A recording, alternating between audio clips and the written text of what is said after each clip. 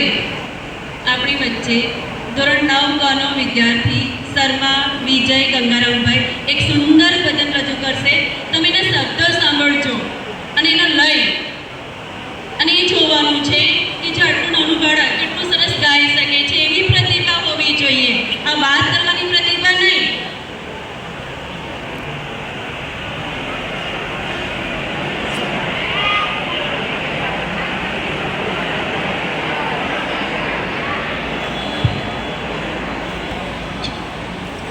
मेरा जीवन मेरी धड़कन ये सांसें भी तुम्हारी हैं. मैं तुझ बिन कुछ भी नहीं मेरे गुरुवर. मेरा जीवन मेरी धड़कन ये सांसें भी तुम्हारी हैं. मैं तुझ बिन कुछ भी नहीं मेरे गुरुवर. चरण तेरे पड़े जिस घर झुके उस घर पे मेरा सर. मैं तुझ बिन कुछ भी नहीं मेरे गुरुवर. मैं तुझ बिन कुछ भी नहीं मेरे गुरुवर.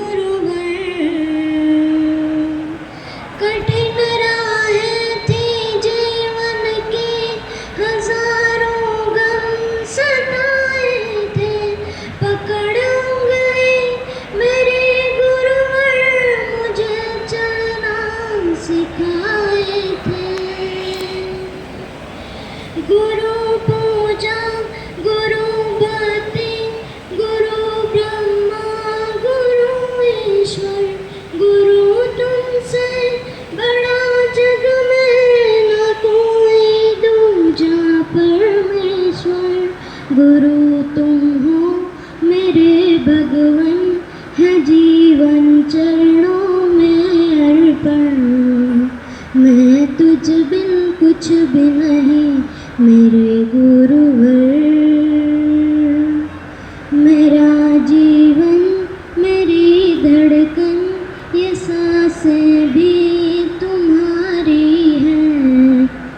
मैं तुझ बिन कुछ भी नहीं मेरे गुरुवर. मैं तुझ बिन कुछ भी नहीं मेरे गुरुवर.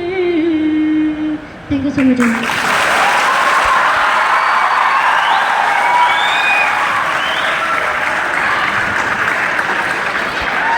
ખૂબ સરસ શર્મા વિજય, એને ફરી આપણે તાળીઓના ગડગડાટથી વધાવી લઈએ.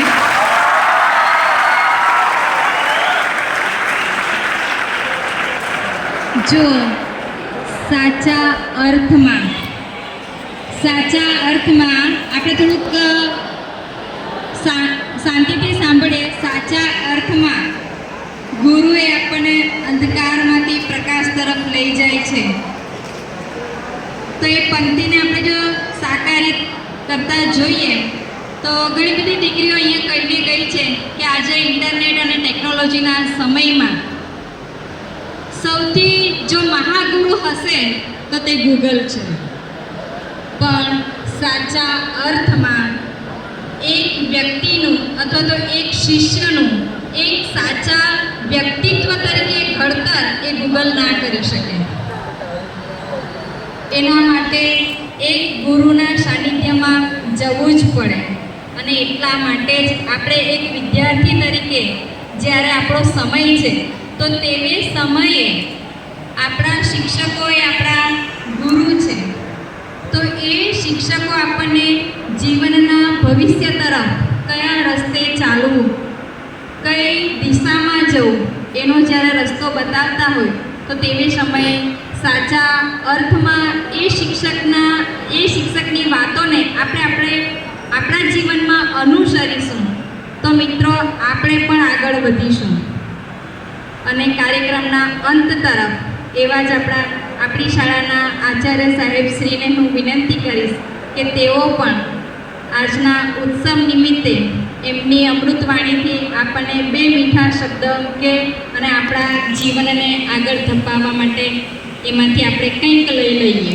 તો સાહેબની વિનંતી કે સાહેબ આપણને બે શબ્દ કહે.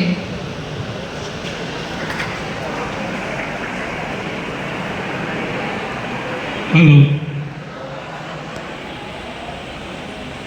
શિક્ષક મિત્રો અને વિદ્યાર્થી ભાઈઓ અને બહેનો,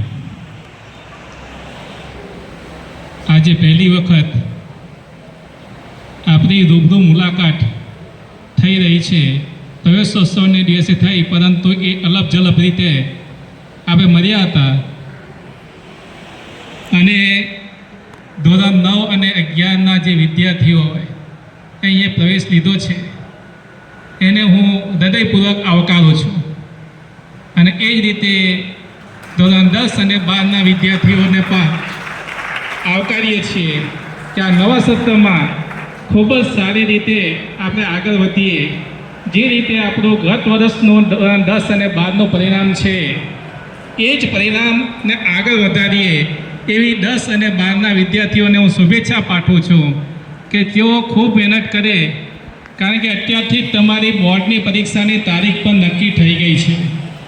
પ્રથમ કસોટી સપ્ટેમ્બરમાં, બીજી કસોટી જાન્યુઆરીમાં, વાર્ષિક પરીક્ષા બોર્ડની પરીક્ષા ફેબ્રુઆરીની 26 તારીખથી અને ધોરણ 9 અને 11ની પરીક્ષા એપ્રિલમાં. આખા વર્ષનો કાર્યક્રમ નક્કી જ છે અને તેની વચ્ચે આવા બધા કાર્યક્રમો આવતા રહેશે.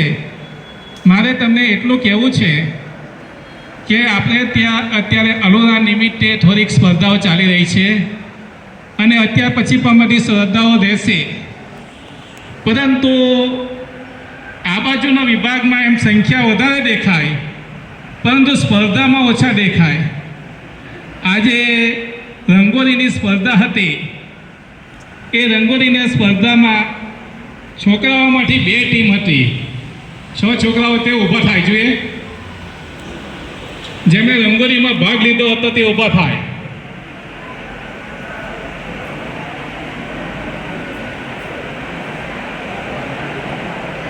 ચાલો ઝડપથી.